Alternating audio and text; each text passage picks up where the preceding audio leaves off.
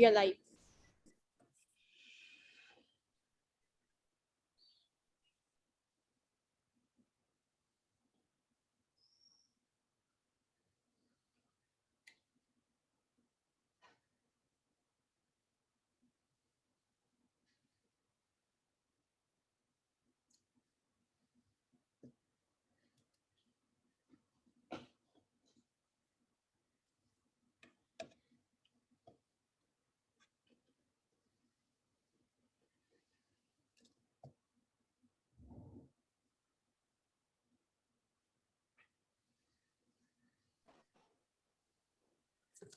Nischal, I think we are live.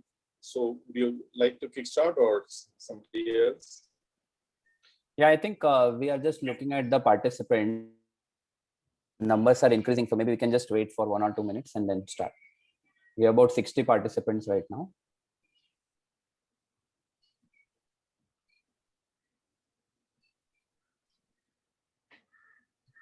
I think Nishit bhai, you can start after 2 minutes.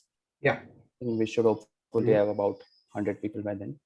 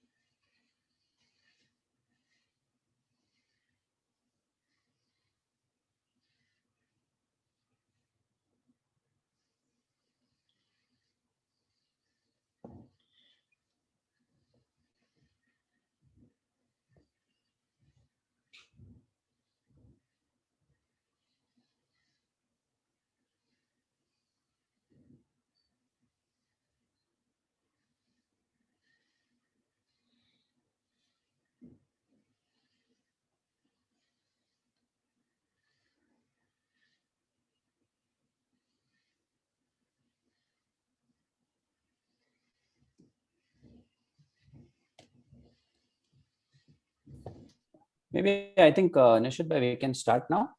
Yeah, I think so. So first of all, welcome to this session by IVCA on Spaks.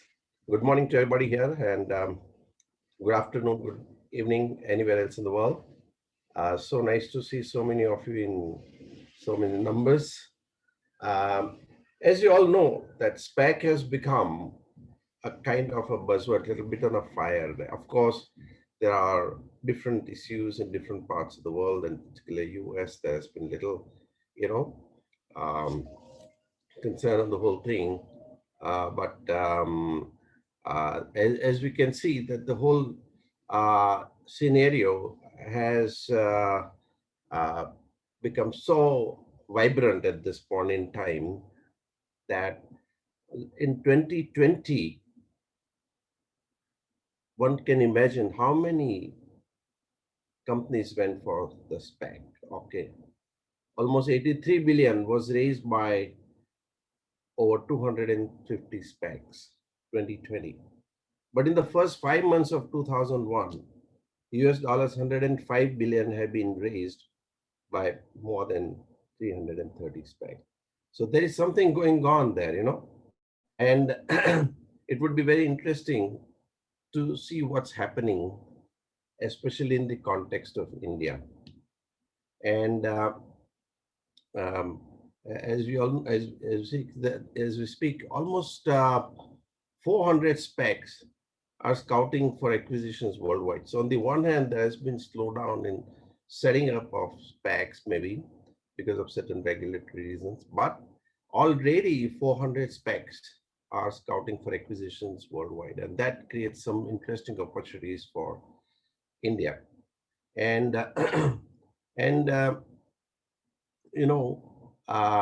one of the most interesting events, I would say, of this year was our great company Renew that went for Spac with $8 billion in enterprise value. And we have who are none other than Muthuraman with us speaking on this particular subject. So he'll be able to share his real life experience, and we acted as lead counsel. So we'll be able to share some experience. And Anshu from Citi. Citi has done probably largest number of specs, Anshu, in the US.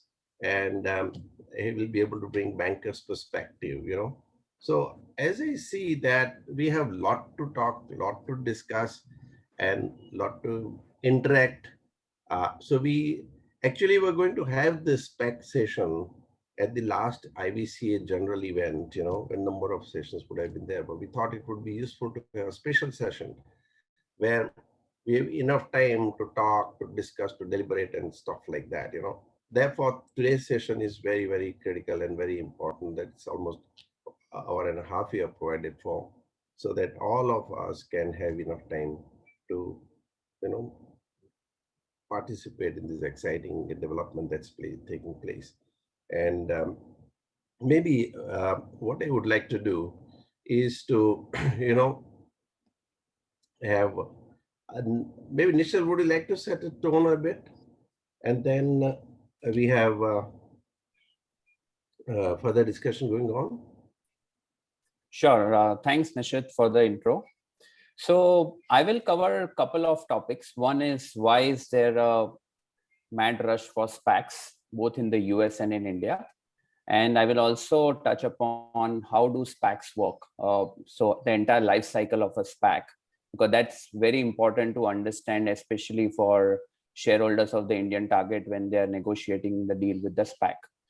So the first one is on why there is SPAC mania. I think few reasons. So SPACs have been in place since 1980s, so almost 30 to 40 years. However, the traction that it got in 2020 was for few important reasons. The first one was the uncertainty on who will come, whether it will be Trump or Biden, as far as the US elections were concerned. And second uncertainty was COVID, on what's going to be the impact of COVID generally on the industry. So on account of that, the traditional IPOs took a beating, and it was very difficult to get a price discovery done for the stocks through the traditional IPO. So some of the large companies like WeWork, had to shelve their traditional IPO plans on account of these reasons. What happened after that was, because of this uncertainty, almost north of $1 trillion of P capital or dry powder was not invested, and that some of that found its way to SPACs, because SPACs were able to generate returns, quick returns through the warrant structure, which I'll discuss in detail. And this is something which resulted in a lot of monies coming to SPAC. The second important reason was, for any new product or any product to be successful, it is important that there are credible people backing that product. So till 2019, 2020, there were not many credible backers for SPAC model. But in 2020, Bain Capital, KKR, Apollo, and some of the large PE funds, they floated their own SPACs. On top of that, Bill Ackman, who is one of the biggest shareholder activists in the world from Pershing Square, he floated a $4 billion SPAC. There is a gentleman from Sri Lanka named Chamath, who runs Social Capital. He's called the king of SPACs, and he has already floated 3 to 4 SPACs. And his aim is to float 26 SPACs. So his SPACs are from A to Z. So he has reached D or E right now, and he keeps floating SPACs and getting the targets merged with his SPACs. So on account of all these reasons, there has been a mad rush for SPACs, where credible players have started getting interested in the model. In fact, the largest SPAC deal that happened in terms of at least the announcement is the Grab, which is the tax app, taxi app, and the food delivery app in Singapore, which got a post money valuation of $40 billion. And it's going to get merged with a SPAC called Altimeter. So with such huge amounts getting involved, the SPAC model became extremely popular in the US. And where it became popular in India was clearly, Renew Power's announcement of Spac listing on NASDAQ was the shot in the arm for, Spac listing of Indian businesses. And that also happened because of few reasons. So just to give a history of why Indian businesses are looking abroad and as compared to looking in India for listing. So in 1993, the government first introduced the ADR GDR scheme, where Indian listed companies were allowed to list abroad through ADR GDRs. What it meant was that you have to first list in India, then only you can list abroad. Now, there are certain new age businesses for which the Indian investors don't give decent valuations as compared to the valuation that you get in overseas markets. On account of which there are few companies or few businesses in India that are finding it difficult to list in India, but they are at the same time getting fantastic valuations in the US. So what happened was in 1993, because only listed shares can have ADR, GDR, issued against them. This continued for almost 21 years. Till in 2014, the Ministry of Finance repealed the 1993 scheme and came up with a new arrangement where even unlisted shares can be used as an underlying security for issuing ADRs, GDRs. And this was something that was very exciting for a lot of unicorns in India, because they don't need to list in India and they can just list the ADRs, GDRs abroad. Having said that, although a Ministry of Finance made this announcement, the tax laws and some of the other exchange control laws were not amended to give a corresponding effect to make this structure work. And the tax law still give exemption only for listed shares as underlying security. And at the same time, SEBI in October 2019 almost, which stated that the underlying security has to be listed security. So a lot of flip-flop has happened on this topic. The latest one being in March 2020, the Indian government announced the direct listing of shares of Indian company abroad. So you don't even need an ADR or GDR. It's just direct listing of Indian company shares on overseas exchanges. There again, the problem that has happened is we are almost 14 months after that announcement was made, but we haven't seen any corresponding changes to SEBI regulations, to tax regulations, or to FEMA regulations, right? So it's again remained on paper. Now, on account of all these issues, what the Indian businesses have started finding interesting is to just follow a SPAC structure or a SPAC model for listing their business abroad. So just externalize the Indian business through a holding company outside India and just list that holding company on overseas exchanges. So there are many advantages to this, which we can discuss later. But as Nishit mentioned, while Spaks have been a rage in the US for the first 3 to 4 months, Gary Gensler, who is a new SEC chairman, he has been a long-time Wall Street critic, and he has started identifying certain issues with the Spaks getting registered in a very large number. And couple of issues that were highlighted by SEC in the last couple of months. One was the warrants issue, where when warrants are issued by a SPAC, all the founders and the SPACs used to record them as equity instruments. And SEC came back with a guidance and said that warrants should be considered as liability and not equity. So that resulted in a dip in the SPAC stock price. So that's one which resulted in some reduction in the interest. And second issue that happened is the financial projections that were given by one or two SPACs did not turn out to be realistic from SEC perspective, and SEC has started inquiry into a couple of those SPACs. So because of these two reasons, there has been a slight slowdown in the number of the new SPACs that are being raised. Having said that, as Nishit mentioned, 400 SPACs have already been raised, and they are all scouting for acquisitions. And clearly, Asia is a major target for a lot of these SPACs, and that's where there is an opportunity for the Indian businesses. Now, let me take this how a SPAC structure typically works. So SPAC is basically a special purpose acquisition company, which is also called a blank check company. And why is it called a blank check company? Is because the investors invest money in the SPAC without the SPAC having any underlying business at the time when the investors invest money. So typically there will be founders who will be reputed in their industry. They will go to the investors and say that you give us money, we will identify a target within 18 to 24 months. And within 18 to 24 months, after we identify the target, will come to you, you can vote for it, vote against it, and based on that, the transaction can be consummated. Now, as per the SEC rules, this timeline is 36 months, but the industry standard has been 18 to 24 months. So from the date the founder files the registration statement with the SEC, he has about 18 to 24 months to identify the target and consummate the acquisition. Now, what happens is, based on the registration statement, the founders raise money from the investors. The investors put in their money in what is called a trust fund account. This money remains in the trust fund account unless the money has to be refunded back to the investors or the downstream acquisition or the Dspac transaction takes place.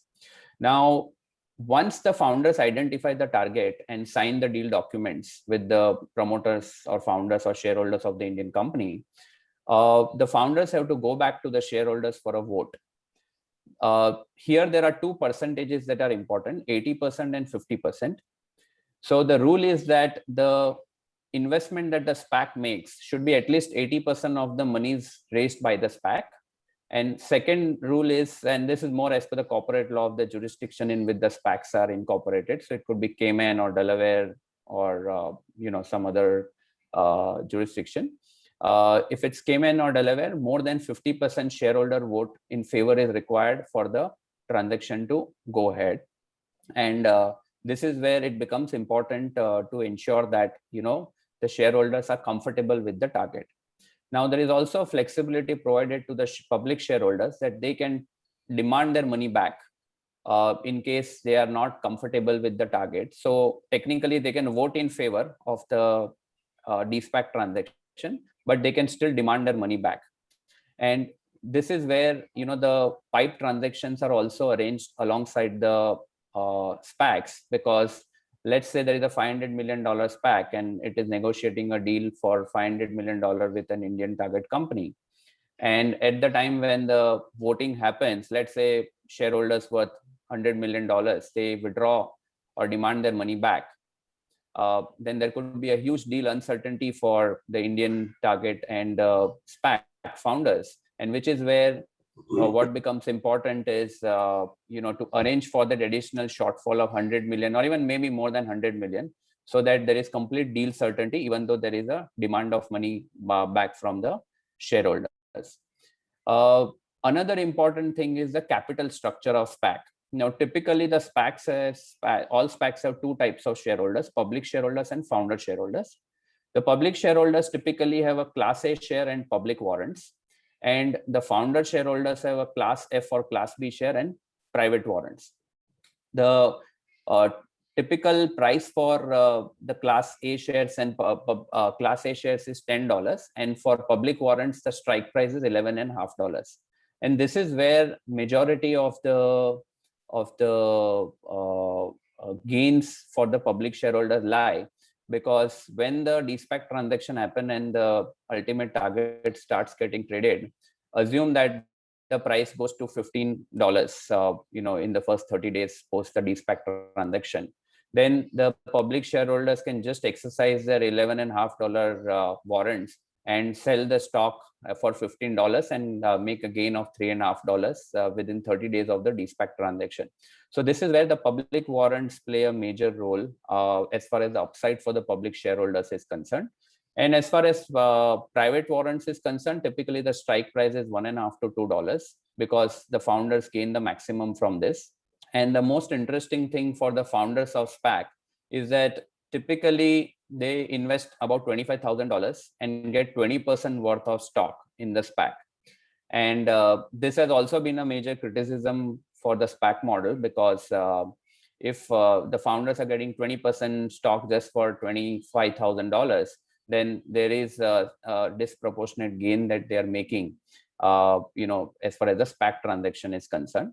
But at the same time, founders also have to pay the investment banking fees and the lawyer's fees. So typically, assuming it's a $500 million SPAC, 20% of that would be somewhere around $100 million worth of stock that they get for $25,000.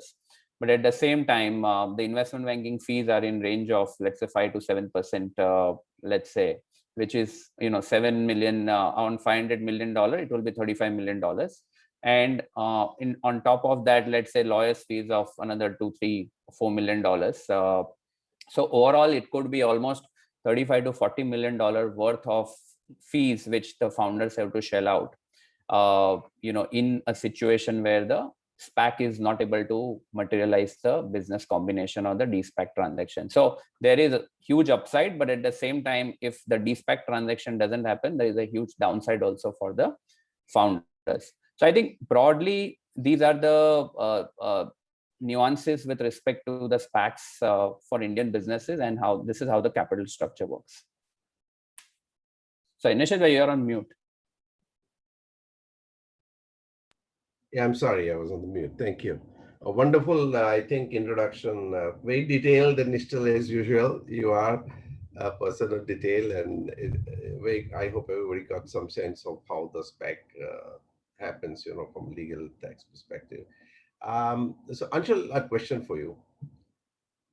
How do you see SPAC coming up in India? What do you see happening in India at this point in time? Do you see interest levels have gone up? And how people are looking at it, what kind of issues you see, coming up. Thank you, Anshul. Sure, thanks, Nishit.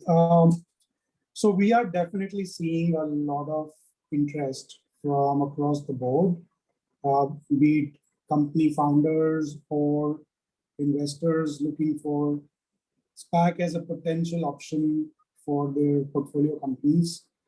I would break it down into broadly two categories that we are seeing. One is a set of companies who are otherwise so-called listing ready, and they had been exploring options for listing in overseas market, specifically US market, as opposed to India market. And as Nishchal mentioned, the reasons could be many. Reasons could be that some of these are more technology-focused companies which are not as well understood in Indian market from the investors, particularly the domestic mutual fund investors. Secondly, they may not have the right kind of comps in India, whereas the global markets have some more relevant comps for them. And also, simply the depth of the market and the sophistication of both investors, and I would also say the research analysts who cover some of these stocks. So, and normally these tend to be in the so-called more technology, and by technology I mean the broader technology focused stocks, be it on just pure technology, software, IT, health technology, fintech, clean tech. A lot of focus on renewables, and I'm sure Muthu will talk about that. So a number of these companies would ideally like to list in markets like US, which have a better appreciation and therefore better valuation, both at the time of IPO and also post-listing, proper coverage from analysts and such. Now, for companies like these, what are their options? Again, as Nishchal mentioned, despite a lot of promise and initial excitement about the MCA and Ministry of Finance issuing the notification about allowing direct listing for Indian companies. But in practice, that is yet to play out. There are a lot of regulations across it's a multi-agency problem. And as Nishchal mentioned, there's RBI, there's income tax amendments, there's SEBI changes. So all of that needs to happen. And there was a lot of hope it would have happened soon, but it's going to take time. And I think most companies and issuers have realized that this is going to take time. So what are the options for such companies. One option is you wait and just let the regulations come and then list overseas directly. Many companies are not willing to do that or able to do that because of need for funding or wanting to capitalize on the market conditions. And it is a fact that we are currently in a fair bit of liquidity, what some may call a super cycle. So if you don't want to wait, there are only real two options. One is look at Spac as a route for basically a listing overseas. And it's a very interesting path, and it has been proven. And there are a number of benefits for doing a listing via a Spac versus a traditional IPO. And I can talk about that as we go along. So that is one attraction for a number of companies and promoters, and therefore it has led to a lot of interest in discussions, at least exploring how it works, what are some of the issues and challenges, and I'll cover that also briefly. And the only other option is then, other than waiting or doing a Spac, is either doing some sort of externalization or offshoring of the business, which makes it viable for a direct listing, which normally is very complicated. And also we have seen that over time, again, depending on sectors, that decision is governed by what is the valuation, so-called arbitrage that you get by doing all that complicated exercise. So a lot of the companies we have talked to recently are preferring not to go down that path. And instead, some are thinking of pivoting to India listing, especially where valuations are India and good. So coming back to Spac, I mean, there is definitely interest, a lot of conversations around companies who want to list overseas, and Spac provides a very viable path to do that. A second category of people we are seeing are, interestingly, companies who are otherwise not thinking of listing right away, and they may be 2 years away or 3 years away from listing in normal course. But because of Spac as an option, they are thinking of exploring that as a means to accelerate their listing plans. And we have seen in US markets, there have been Spacs done of a number of pre-profitability companies. And in fact, in some cases, even pre-revenue companies. And I mean, those kind of companies normally would find it very hard to list through any traditional way, even if it is in US markets. So that is another category of companies we are seeing. Although I must caveat that, especially given the recent market conditions and some of the post-Spac listing performance, particularly of pre-profitability and pre-revenue for sure companies who have underperformed, there has been a little bit of a concern lately on the Spac market participants on those kind of companies. So that may or may not be in the near term a path for some of those companies, but it remains a viable path for many of the other companies. I think, however, it's not for everyone. There are a number of challenges and issues to think about. One of the biggest issues that comes up in Indian context is around the structuring aspects, and that relates to the resident shareholders. So wherever the shareholding is either entirely held overseas or largely held overseas by way of, let's say, a lot of foreign investors, be it private equity, we see other funds who are invested through overseas vehicles. I think it makes it easier.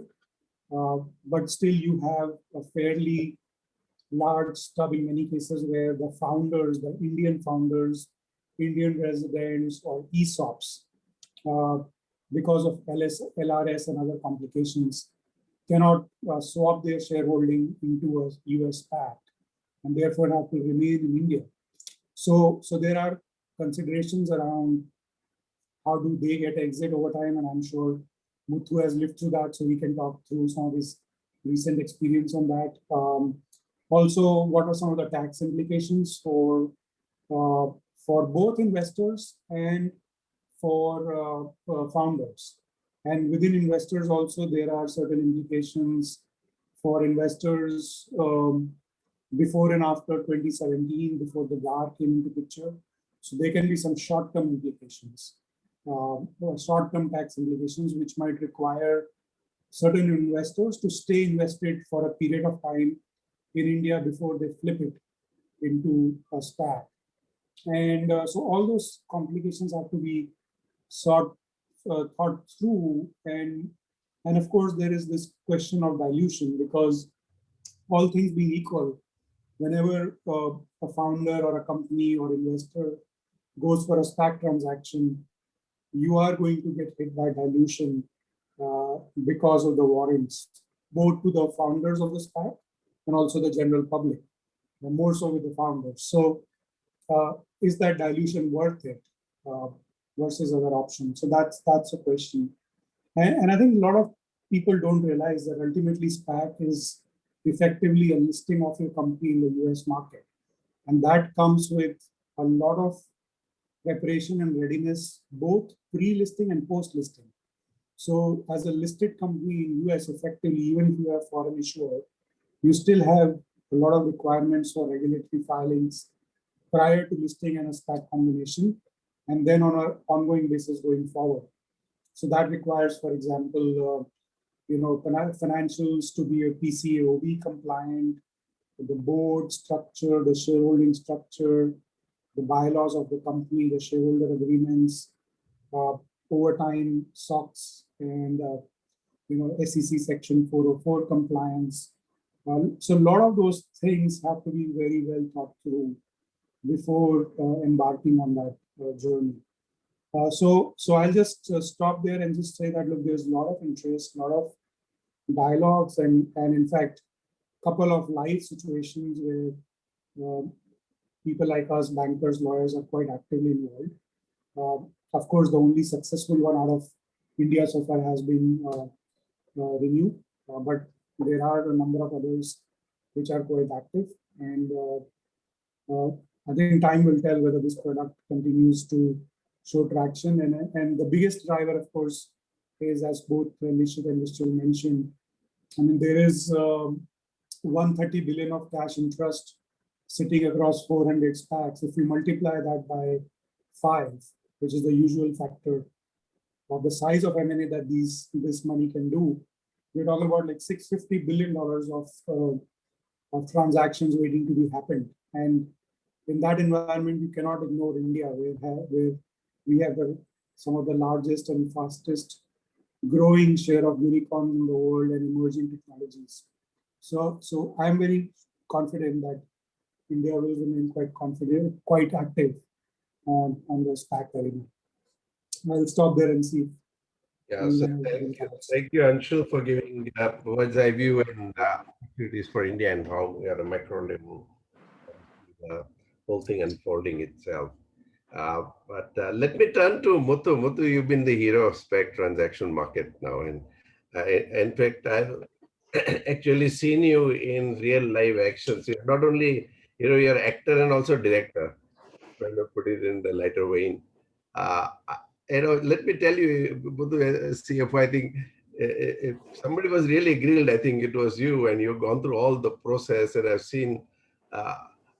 Even like a producer, if I will put it this way, you have to manage so many elements, about 100, 150 people meeting constantly for weeks together and day and night and all that thing. I was amazed with your ability to coordinate and keep everybody in control. I forgot Krishna, who had only a few horses to look at, but you had so many wild animals going all different directions at the same time, pulling them through the whole thing. So you've done a wonderful job. So it would be everybody's waiting for you to speak, on your experience, your thoughts, and take your own time. And we would love to hear your story. It's a great story to start with. I think you led the way. So it's very exciting to all of us. So please, Muthu, over to you. Sure, thanks. Thank you very much. Thanks for that very, very generous and I would say over generous introduction. Thank you very much. Obviously, this is done by the whole team at Renew. It required a lot of efforts from many people, like you said, for months together. But it's been a very sweet memory, and it achieves our purpose. It's put us where we want to be. So yeah, we're all very happy, and when that is done, then obviously people forget the hard work and sometimes, in fact, relish the hard work. So that said, let me actually turn. First of all, my apologies. I'm in a very remote place, and already I've seen a couple of times I got disconnected from the call, and I really sincerely hope I'm not facing any technical issues while I'm actually talking. Please do bear with me. I was trying to connect two instruments at the same time. The second one didn't connect, in fact, through another Wi-Fi. Anyway, so I was thinking as to what's in it for IVCA members. If you're an IVCA member, you're either a private equity investor or you are actually an investee company. So clearly, Spac is a real option. As you reach around, call it D or thereabouts. I would say it's most appropriate thing for companies which are not exactly ready to list, but actually they are very close to that point or in their life. So it's like a couple of rounds before the traditional IPO sort of investment. So to that extent, I think IVCA is certainly a very important audience or forum. And I was also looking all the time as to why Spac is happening. Spac has now reached a tipping point, which is still covered through various data. Basically, Spac has been around for a long period of time. Like any other financial market product, that has also seen evolution, that has also gone through its own set of changes, and finally, it is where it is. Nischal laid out, broadly the product features, and Anshul covered a little bit about the appropriateness of the company to whom Spac is relevant. And I think, in short, the best way I would put is, if the company is reasonably mature, not fully mature for tapping the traditional IPO market, either in terms of size or in terms of its life, is when they normally turn to Spac. And why so? In my mind, it's good for investors. Let me turn to the other stakeholder. Basically, because this is the way the private equity investment exposure happens for public equity investors. Otherwise, what happens is they actually end up seeing companies which are far mature. Now, mature companies have low risk, but they also have low return. Now, we have seen that the lines blur in financial market, especially in US. Now, even the public equity investors would like to actually consciously get their own exposure up a little bit to early stage companies, so that I think they can also have some alpha stock in their own portfolio. Otherwise, actually, they don't get it. But the way the Spac has been sort of defined, it gives them two particular protection, if I may say so, or two particular features which make Spac very relevant for public market investors. The first one is an endorsement by the Spac sponsor. So typically there is a third party, there is a full-blown diligence, everything happens in the company to an international standard, and therefore, they are super confident that basically this company is worth listing in the IPO market, and all the hygiene checks, all the diligence boxes are ticked. So to that extent, that Spac sponsor comfort, and Spac sponsor also endorses the company on the industrial capability of whichever industry you belong to, on the business capability, strategic outlook of the company, its performance in the recent past, the management team, all those things are also endorsed by Spac sponsor. The second thing is actually the issuer gets to put out a projections.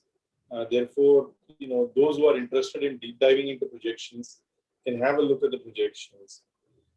So therefore, I think with these safeguards, it's definitely appropriate for public market investors to put, let's say, X%, 3%, 5%, 10%, depending on their own portfolio approach, to actually add this kind of stock in their portfolio to enhance the return, because they get to catch the company when it is slightly younger, a couple of stages before that comes to IPO market. But the most important aspect is to the issuer, which is, to some extent, the party I represent. From our point of view, just to be clear, basically, we were at a stage where we were perfectly indifferent for a traditional IPO, either in India or overseas, or Spac. That's because, and let me actually, for those of you who don't know, take like a few seconds to tell about our company. Our company is a decade old, $6 billion of capital investment, 5.5 gigawatts, which is 5,500 megawatts of renewable power. Renewable power, to have scaled up in 1 decade to such an extent anywhere in the world is quite a feat. Then obviously the market is very, very good in India. The growth prospects therefore is really good. We have already won another 4.5 gigawatt. That means in a decade of 10, we already are reaching gigawatts of capacity. You're breaking a little bit. So you want to switch off the video? It is visible. And then Is start. this any better? Yeah, much better. Okay, sorry. Is that better, Nishit bhai? Very good, very good. Thank you. Yeah. Okay, fine. So basically, I said all these things only to make a point that we are even good for actually. So please do. Please do. And we already have 6. Sorry, Nishit, are you able to hear me or you have a problem? Very well. Please go ahead. Don't worry. Yes. Okay, good. So I made all these points just to actually tell you that we are good for both SPAC as well as traditional IPO. And, we also had half a dozen investors from, across the world. Goldman Sachs has been there for 10 years, participated in every round of our capital raise. Then we have ADIA. We had at one point in time ADB, they exited. Then we had CPP. We have JERA, which is a Japanese utility company. So we have a green environment fund. So, we have been diligenced by many people. We have been diligenced by even international capital market on the debt side, because we are one of the most frequent debt issuers out of India in the recent past. We have done half a dozen debt issuance. So we are quite used to international market, and the market is quite used to diligencing us and have a point of view. So we were good for either, but we chose Spac, and I'll take a minute to explain that at this point in time, and maybe I have to go a couple of steps back for that. Basically, we were well on our path to do our international. The reason why we chose international listing is because we think the capital pool is deeper, which is quite obvious. And we're going to be in humongous need of capital going forward as well, both equity and debt. So, for the kind of capital that we wanted, if we have both choices, India and US, why not prefer US? And that's actually the reason why we went to US. And, also there is a very big angle around ESG investors, which is a trend that has picked up quite significantly in the Western world. In India, when we say power, we are more treated like, compared with a traditional power company. Whereas, Western world makes that distinction between a green power, which we are fully 100% green power, versus actually a traditional power company. So to that extent, actually, we prefer that market because capital pool is deeper. The valuation is likely to be, sort of more appropriate to our industry. And also we need more capital going forward. And finally, the other reason is basically because many of our investors are already actually from outside India. More than 90% of our equity is held by non-investors, but we were not offshore held company. So, while we were candidate for overseas listing, our structure was not. So we needed to actually change the structure. And we were well on our way to actually, make the company an offshore held company. Now, happy to take more questions. Either we can answer or other people on the panel can answer. But unless you are already an offshore company that you can take to US market or any other market that you choose, anything that you do now is likely to suffer taxation for sure. Now, if you happen to, flip the company overseas, around the time you made the investment, maybe, your gains accretion will be, so you may not pay high tax, or you may be a tax exempt investor, so you may not actually suffer taxation. But otherwise, the transaction itself is taxable the way, sort of I look at it. And also going forward, the current investors, even at the time of eventual exit, will pay tax in India because indirect transfers in India are also covered in tax regime.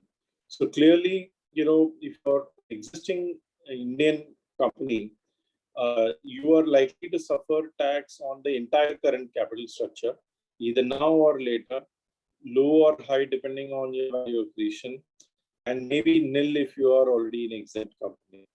The other important angle in offering is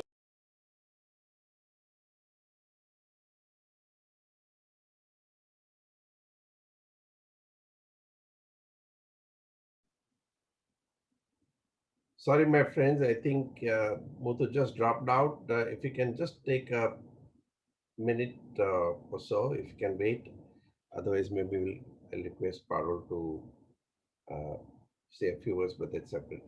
Let's just give a minute, if you don't mind. I think, yeah, great. Nice to have you, Muthu, back. You're off. Thank you.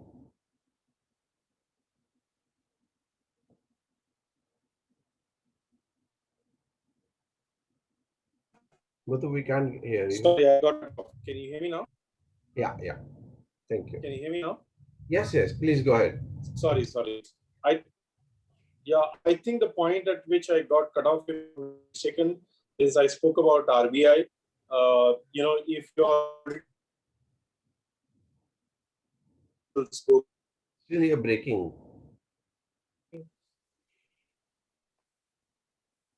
your structure, and is that better now? Yeah, better, better. Thank you. Okay. So your structure and your shareholding pattern should be amenable to make it offshoring. Anshul spoke about this in brief. We can take a Q&A if required on this, but that's an extremely important point. In short, no Indian shareholder will ever be able to own the listed company share. Therefore, you need to own some form of indirect, sort of shares or value of that company. You have to have some structure. So that's an extremely important angle in terms of doability. But the most important point, I would say, for you to actually tap the international market is that your company, your business, and the life at which you are should be amenable for an international listing. These are very high governance. So therefore, for you to put this governance in place, the time required to put this governance in place is, quite involved. Therefore, you need to be sure you're actually, you're a candidate for overseas listing. And also, basically, this is one important, moment in the life of the company's journey, but, it's not an end in itself. Basically, if you list, you should be ready with post, listing compliance. Your accounting standards may change. You may have to do IFRS if you're a FPI, which is the jargon. I won't get into all those. I'm sure you will, when it is relevant, you will come to know of all these things. Otherwise, it is too much of a detail.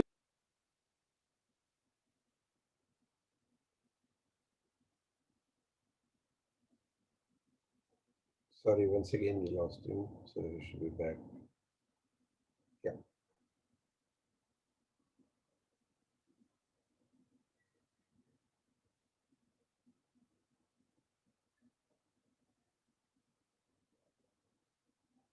So, Muthu, we can't hear you.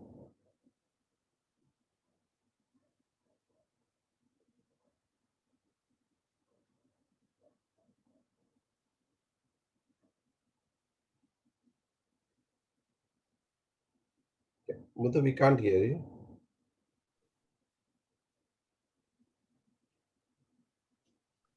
Maybe Nishit bhai want to take Parul's questions then? Yeah, I was about to do that. I would just, he's back on the screen, but I can't hear him. So I was just wanting him to finish.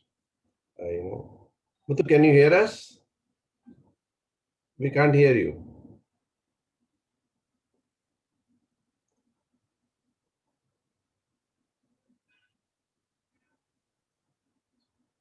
Sorry, I think.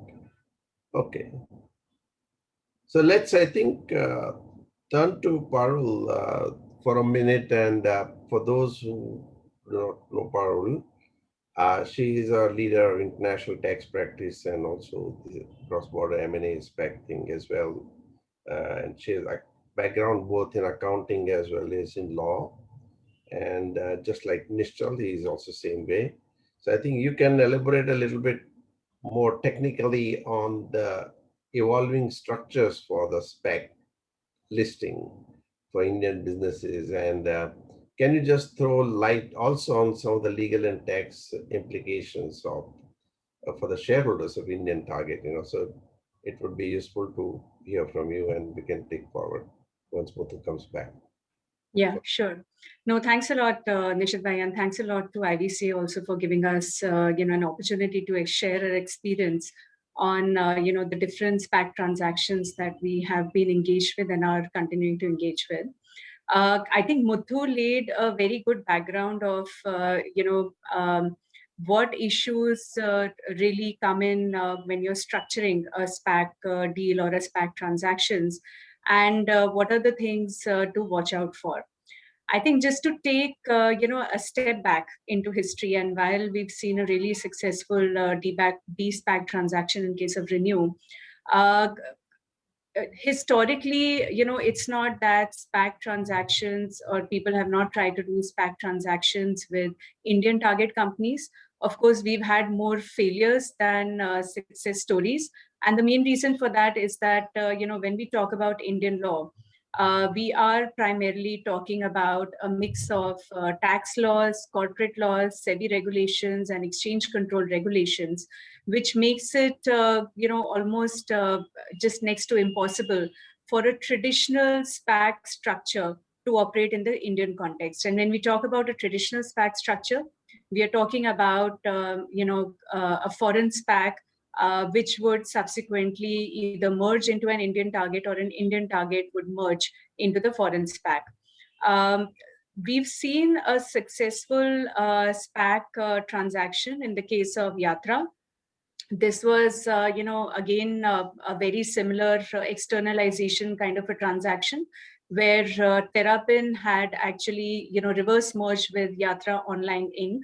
And of course, it was not that huge in size at that point in time, but that's one successful transaction that we saw.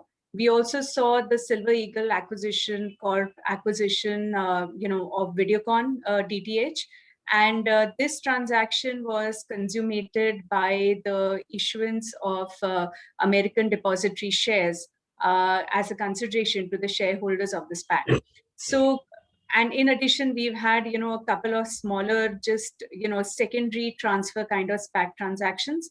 But if we just go to the nitty-gritties and see, how SPAC transactions can work in the Indian context, maybe we can divide this into two parts, Indian SPAC and a foreign SPAC.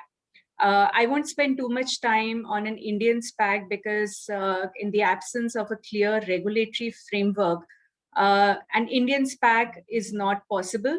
However, a gift city SPAC is possible based on draft listing regulations which have recently been released by the International Financial Services Centers Authority, which is the regulatory authority for gift city. We'll come back to how a gift city SPAC can work because probably we'll be able to appreciate it more when we talk about the nuances surrounding a foreign SPAC structure. Foreign SPAC structure can work in multiple ways. The first simple structure can just be, a SPAC which is set up by the founders of the SPAC, simply does an acquisition of the Indian target. This is a secondary deal for the foreign shareholders of the Indian target. And of course, they swap their shares of the Indian target company with the securities issued by the Spac. The Spac itself, in this case, becomes a holding company for the Indian target. And there could be tax implications for the foreign shareholders, depending on whether they've come through a tax treaty jurisdiction and whether there is grandfathering which available for sale of the shares of the Indian company. This structure per se, Muthu spoke about how in the case of Renew, they were able to externalize even though the company was in existence for almost a decade. And the primary reason for that was the fact that almost 90% of the shareholders were non-resident shareholders. And the issue that needed to be resolved was more with respect to the Indian shareholders. So when we talk about a simple acquisition of the Indian target, that's how the structure stays put. The non-resident shareholders, at the time that they sell the shares of the holding company, they may have to pay tax in India based on indirect transfer provisions, again, depending on whether they're coming through a treaty jurisdiction or not. We'll talk about how we solve, the issue with respect to giving shareholding to the Indian promoters in a foreign holding company or a foreign Spac structure. But primarily, just to complete the discussion around why a merger of an Indian target into a Spac is not possible. The primary reason is because this is an outbound merger. It may require an RBI approval. And even if such approval may be forthcoming, it may still result in a taxable event for shareholders of the Indian company. The Indian operations would then be regarded as an office of the foreign entity, and there would be complicated issues with respect to taxation of such an office in India. So that's one of the primary reasons why we've not really seen, cross-border mergers in a Spac context. So the most, popular way of really, setting up a Spac transaction and despacking is for externalizing an existing Indian company. I think Muthu referred to the fact that if you externalize at the time when valuations are low, then that's, at least that doesn't really lead to a voluminous tax impact, or it may be a very negligible tax impact. And primarily what happens is that foreign shareholders exchange their shareholding in the Indian company with shares of the foreign holding company. The holding company, subsequently could merge into the foreign Spac, or the Spac could merge into the foreign holding company. More likely, we've seen Spacs merge into a foreign holding company. Many times, we've also seen Spacs drop down, or even the holding company drop down a merger sub to assist in the merger, but those are more technical nuances which have an impact because of the US tax implications. This resulting structure would actually result in the foreign shareholders holding shares of a foreign company, which would then hold the Indian target directly. Since the Spac would have merged into the foreign holding company, the Spac would cease to exist. And that's by far the most popular structure, which is used for in case of a Dspac. So what happens in this case is, when we look at from a foreign shareholder perspective, the foreign shareholder is actually, if a foreign shareholder is coming from a treaty jurisdiction, the foreign shareholder is giving up its direct tax treaty benefits for sale of shares of an Indian company and swapping these benefits to an indirect transfer risk under a tax treaty. And while indirect transfers should be exempt under an applicable tax treaty, depending on which treaty we're talking about, most European treaties provide such an exemption. The Singapore Mauritius tax treaties also provide such an exemption. But at the same time, we do have the Sanofi's case in the Supreme Court, which is still pending for decision. And that is something which, which we've seen certain investors raise, certain questions. Even if tax treaty benefits are available, which they should be in case of indirect transfers, But the question also that arises is that when we talk about trading of shares of a foreign listed company, the nuances that come in because of an indirect transfer are, really need to be discussed and really need to be sorted out. Now, indirect transfer provisions have a small shareholder exemption of 5%. Mostly one would expect that in large transactions, a single shareholder may not really end up owning more than 5% shares of a foreign listed company. But if that were to be the case, then in that case, there would be an indirect transfer tax that would be paid in India for sale of shares of the foreign company. It creates certain nuances because and implications since foreign investors may not even be wary of such taxes that need to be paid in India, and they may not even get a credit for these taxes in their home country. Additional nuances may also happen if the Indian target company has a mix of Indian and foreign promoters. So the foreign promoter would by far, hold more than 5%. And by swapping the shares and, coming into an indirect transfer kind of a situation, there could be a tax impact which could arise sooner than later. But what happens in the case of Indian shareholders? Now, of course, Muthu brought this up that it's not possible for Indian shareholders of an Indian target to hold shares in a foreign company. Our ODI regulations combined with the LRS regulations, they may not permit such a holding into a foreign entity, which is deriving its value from India.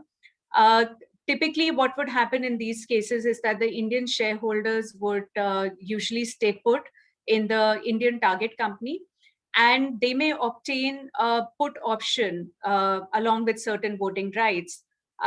This put option would link the valuation with the share price of the foreign listed company.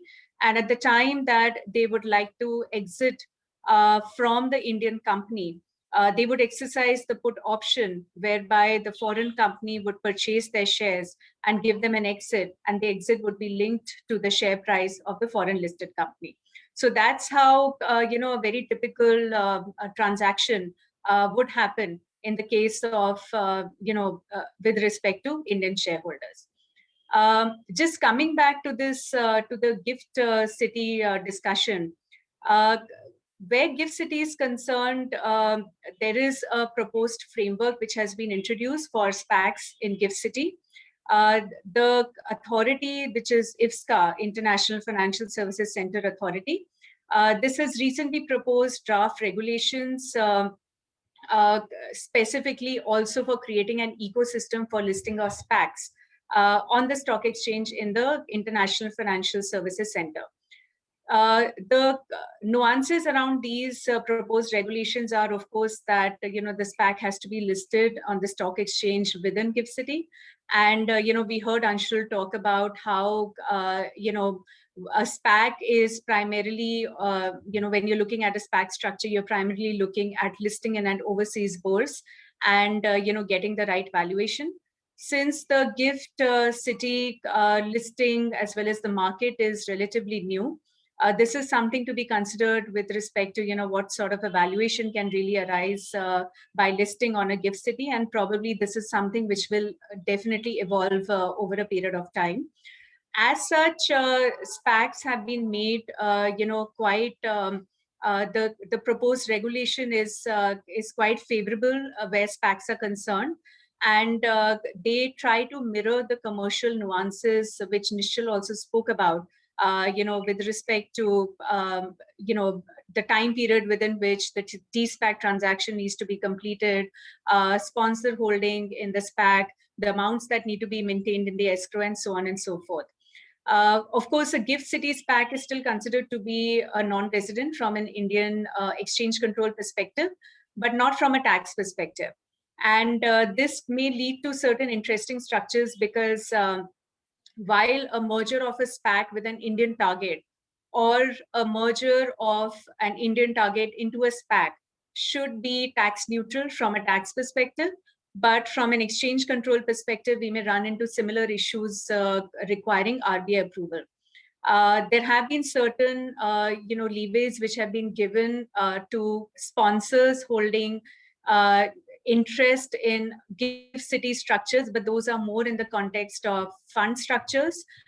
Maybe once these regulations take off, there might be certain leeways which may be given for at least sponsors to hold interest in GIFT City Spaks, and maybe for founders of Indian companies to hold shares in GIFT City Spaks. If that were to happen, then this is something which is really worth considering. And I think the last point on the GIFT structure is that any trading that happens for a GIFT City share is currently exempt under the Indian tax framework, which basically means that investors don't really need to rely on any treaty framework, or the issues with respect to indirect transfers don't really apply. I think I'll stop here because I see Muthu is back. So maybe, I'll let him finish what he was discussing before we take up, further questions. Thank you, Parul. Yeah, thank you. Thank you. Muthu, go ahead.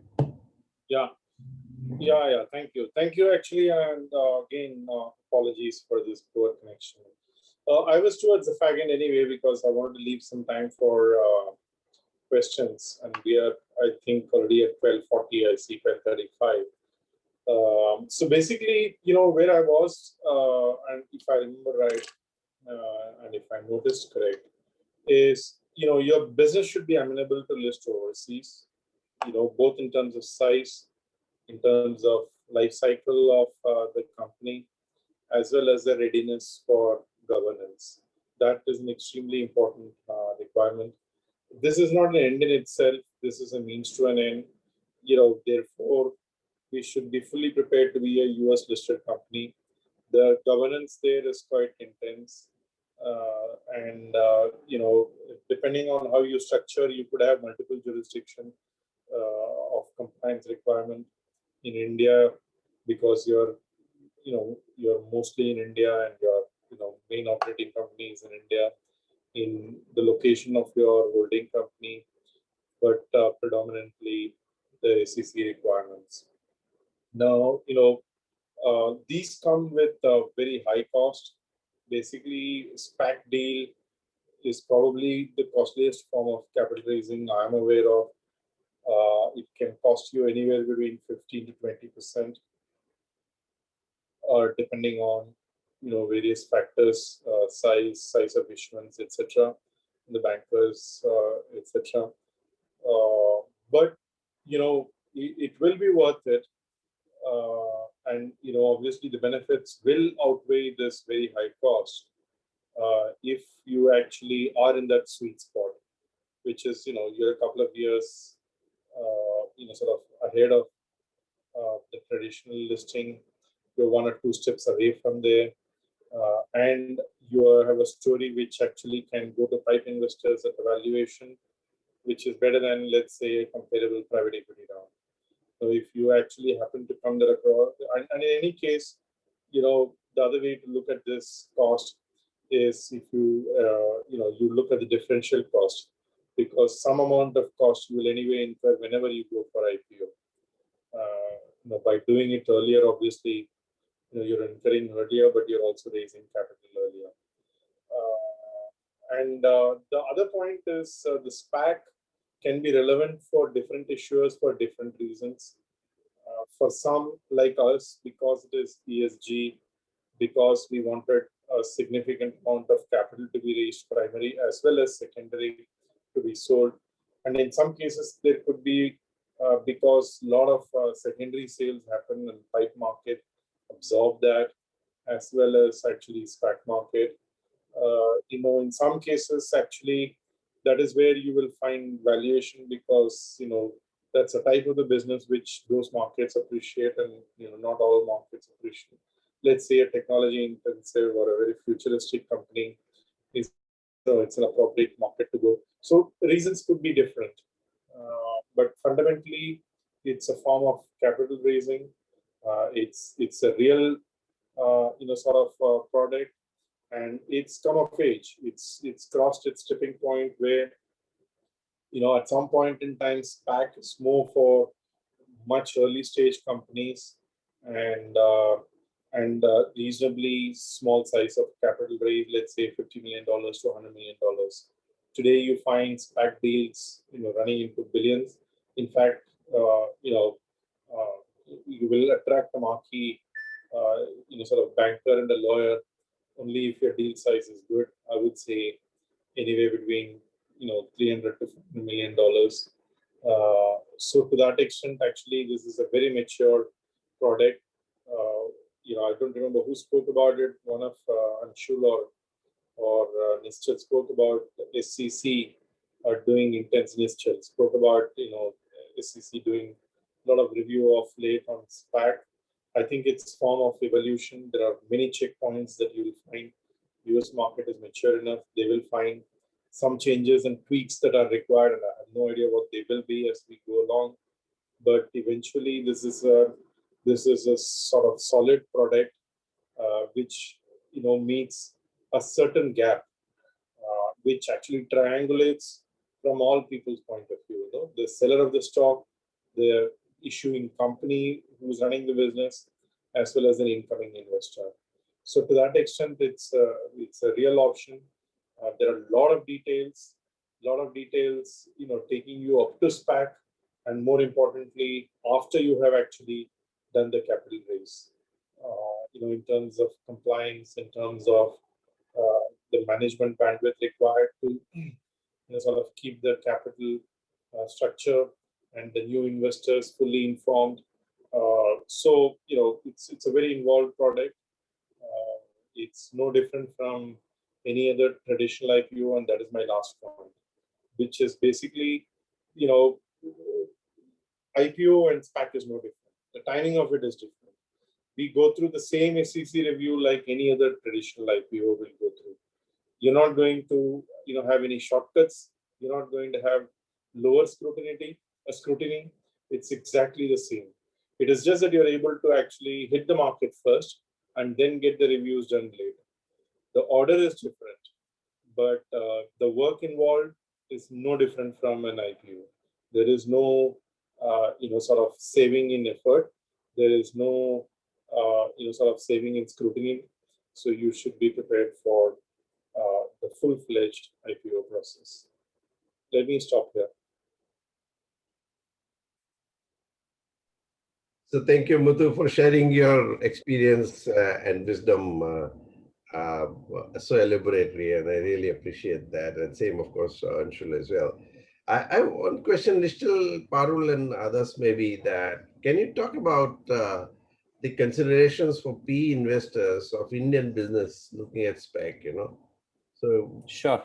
for the PE players, how? Yeah. So I think couple of points here. One is why would you go for a SPAC listing versus an Indian listing? Right. I think there are few pointers to this. I think the first one is the capital structure flexibility that a SPAC overseas entity offers versus an Indian entity is completely different. So in India, to issue, let's say, a differential class of shares becomes a challenge in a listed company because there are SEBI rules with respect to that on when can you issue shares with superior rights. And there are a lot of complications surrounding that. Versus if you are we have externalized the Indian business into an overseas holding entity, and if the holding entity is in a jurisdiction where some of these complications are not there, then it becomes easy to manage the capital structure in the listed company. You can issue shares with differential voting rights, differential economic rights, dividend rights, and some of these things can be better managed in an overseas holding entity compared to an Indian entity that's going to get listed. The second advantage of an overseas entity listing versus an Indian entity listing is also the SEBI regulations, right? I mean, India is the only country which has the concept of promoter, and SEBI has come up with the discussion paper on removing the concept of promoter. In overseas jurisdictions, we don't have such similar concepts of promoter where liabilities and obligations are attached to the concept of promoter, and especially given that number of Indian businesses are now owned by PE investors, for them to take on the tag of promoter, we have seen some of the PE investors being uncomfortable with taking the promoter tag. And this is where, again, being a controlling shareholder in an overseas entity would result in lesser obligations compared to becoming a promoter of an Indian listed entity. I think the third advantage of overseas listing compared to Indian listing is also the financial projections that can be given to SEC. There are certain safe harbors as far as SEC is concerned, where financial projections can be given, which becomes a challenge for Indian IPOs. There are restrictions on giving financial projections. The fourth advantage is, the price discovery. In a traditional IPO, the market will discover the price, and you have to talk to underwriters, and there are many forces which ultimately decide the price. In a Spac structure, at least the initial price discovery that happens is bilateral between the Spac and the Indian target or the Indian promoter, and that again does help in the entire process of price discovery.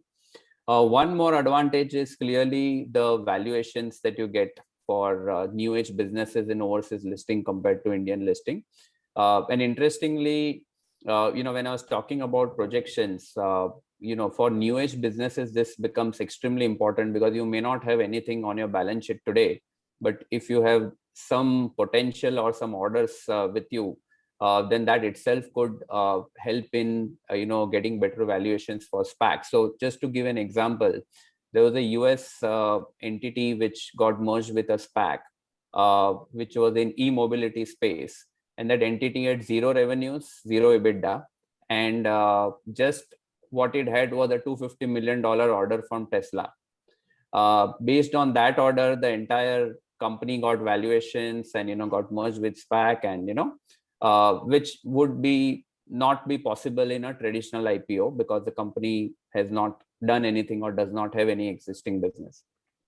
And I think the last thing which will be very important for PE investors is when they are looking at partnering with a Spac, it is important to understand the profile of the investors in the Spac, because traditionally the investors in Spac have been fixed income arbitrage funds who invest money temporarily in the Spac, and as and when the Dspac transaction, that is acquisition of the target, happens, they encash their warrants and then sell it on the exchange, which sometimes results in a huge pressure on the stock market price of the ultimate target company.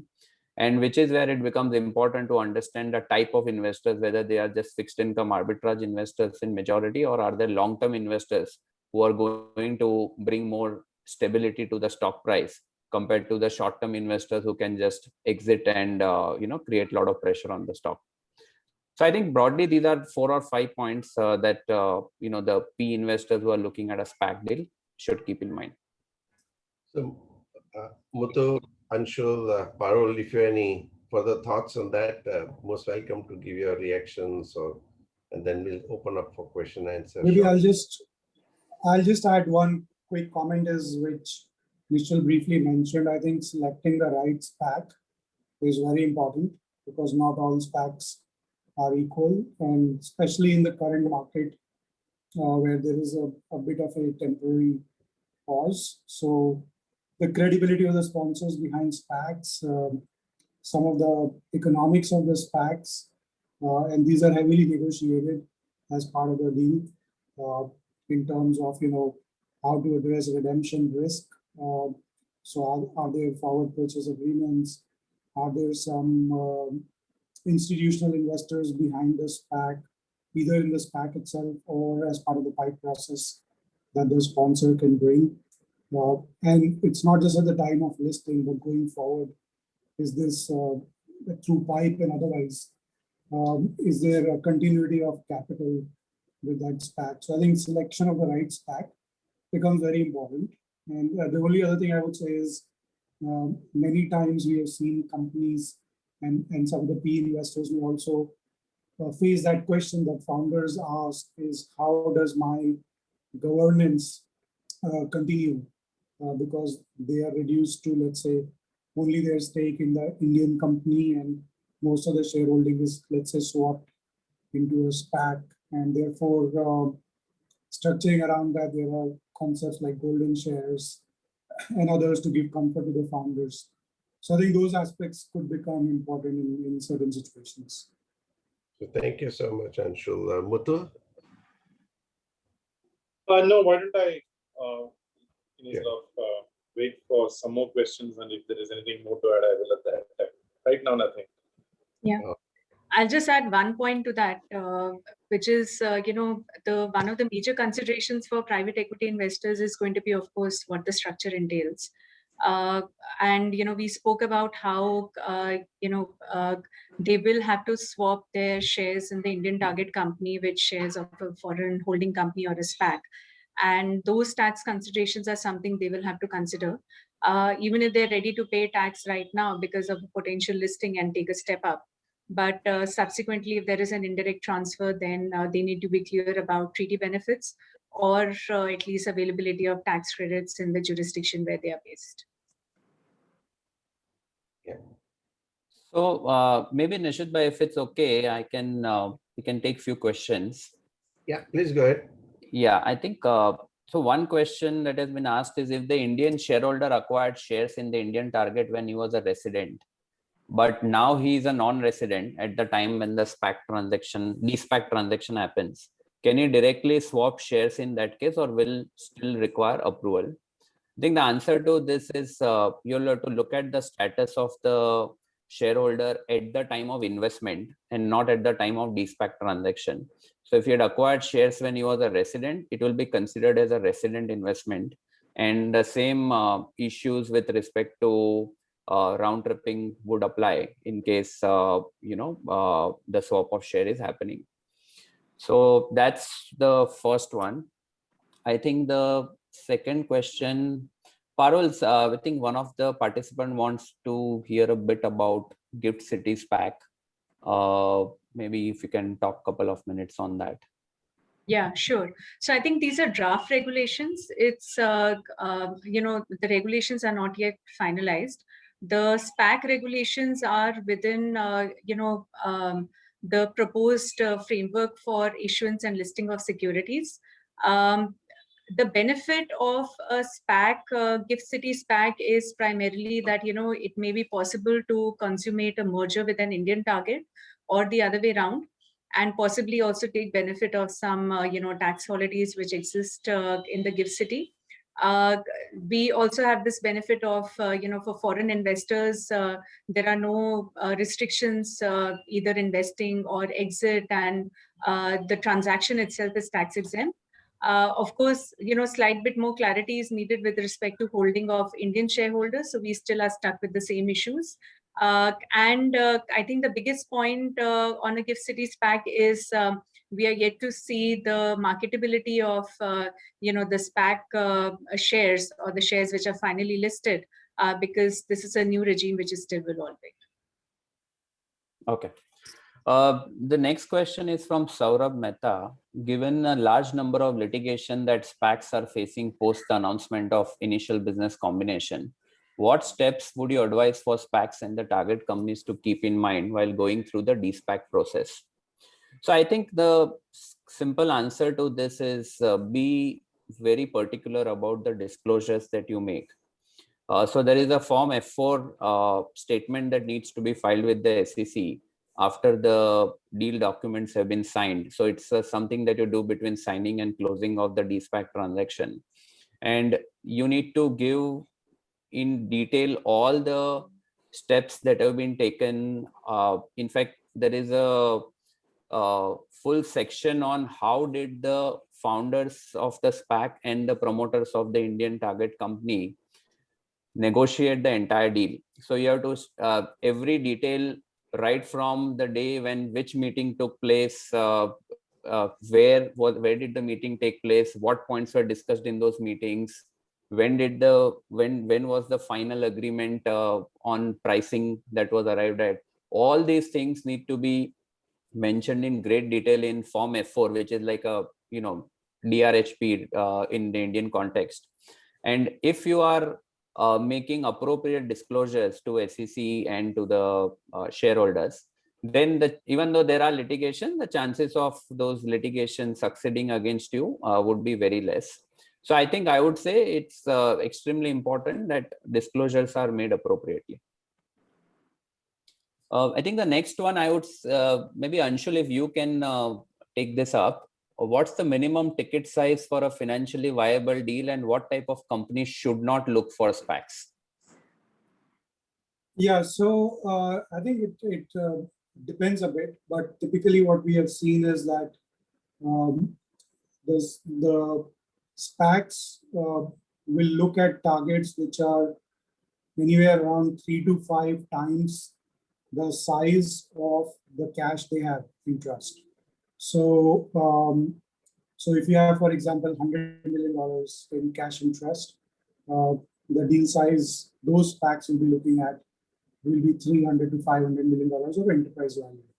While there is no minimum, at least for SPACs with credible sponsors and with more marquee investors, we see interest levels definitely higher if the deal size is larger, and I would say by larger, we mean about $1 billion in enterprise value or higher. I think that would fall in the right zip code for a large majority of SPACs. Anything too high could also be troublesome because, again, applying the same logic, there are only very handful of, Bill Ackman's SPAC is one, but literally very handful of SPACs who have raised beyond, let's say, $1 billion in cash. So therefore, that also puts kind of an upper cap on what are the deal size. Of course, grab has happened, and there are always more creative ways, and people have done even 7-8 times of cash interest, sometimes higher. So those can be case by case, but I think the deal sizes normally tend to be in that zip code, I would say.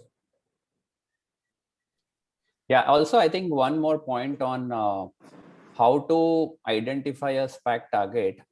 I think Parul alluded to this, but I think it's important to keep in mind that I think couple of things. One is that the Indian target ideal would be if there is an overseas holding company for the Indian target, in which case you don't need to do much. But if the Indian entity is the main entity, which has both foreign and domestic shareholders, then ideal would be that the foreign shareholders are at least more than, at least they should be between 50 to 80, 90%.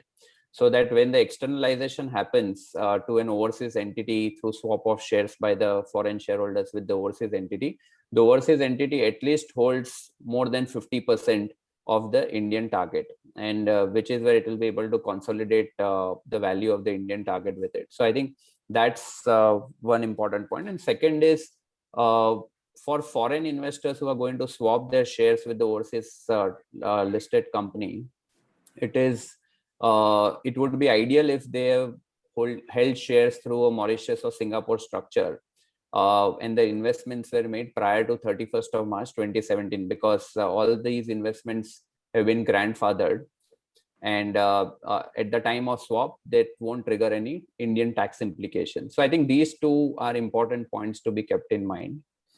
There's another question on. Nischal, can I just add? Yeah, please. Yeah. So I don't know if the question's angle is also how do you find a SPAC sponsor? If that were to be the question, then actually, the purpose of having a SPAC is that you want to get somebody to endorse whose endorsement is worth it. Somebody from similar industry. I mean, SPAC sponsor will have a team of people. So, the team that you are dealing with, ideally, should be the one whose words will have some value as an endorsement for our own company to be listed. So typically from your own industry or from people who have immense Wall Street experience, they could have been a regional head of a very, very large company, let's say, or they could have even been a CEO of a very large company. They know how actually the markets work. They know how to interact. They have credibility. So yeah, I mean, these are the criteria, and of course you will go through the beauty parade to see, they will also go through the beauty parade. They will also check many companies. You will also check many SPACs, and eventually we find the partner. Thank you. Go ahead, Mr. Yeah, I think the next question is Class A shares superior to Class B? So Class A shares are shares held by public shareholders, and Class B shares are shares held by the SPAC founders or sponsors. So as far as the voting is concerned, when the Dspac transaction has to happen, both the Class A and Class B shares have equal number of votes, proportionate to the shares held by them. But as far as return of money is concerned, the public shareholders, they get priority over return of money compared to the SPAC founders. So that's the difference as far as Class A and Class B is concerned. I think there is another question on if 80 to 90% of the shares in Indian company are held by foreign investors, why is there a need to externalize and why can't there just be a swap? So I think it's more of a use of terminology. What externalization means is that these 80 to 90% shareholders will transfer their shares in the Indian target to a new company, which will be set up outside India.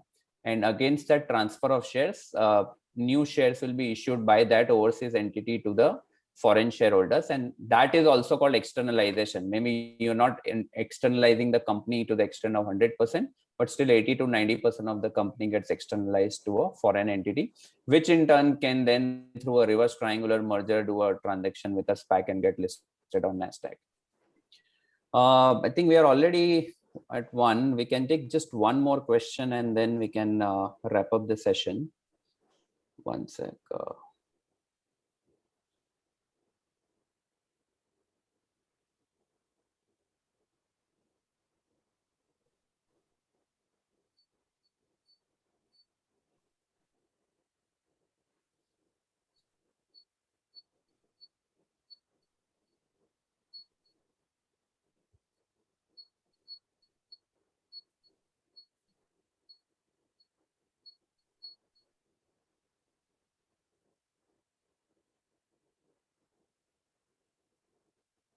So I think the last question we can take is, do SPACs have public shareholding from day one? On what basis are SPACs allowed to get listed without having commercial operations on the ground?